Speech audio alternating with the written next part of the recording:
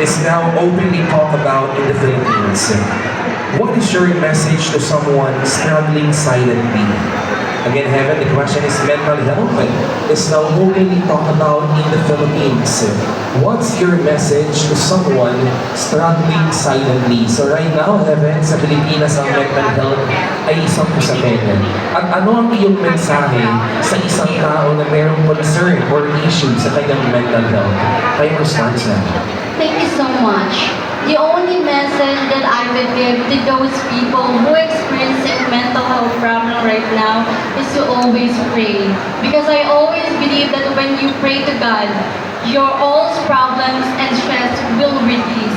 And we should always remember, ladies and gentlemen, that prayer is the best medicine. So we should always use our platform to call out those people who experience because they need a support from us. And to those people who experience it, just Alright, thanks so much. Candidate number 6 is Heaven Humawan.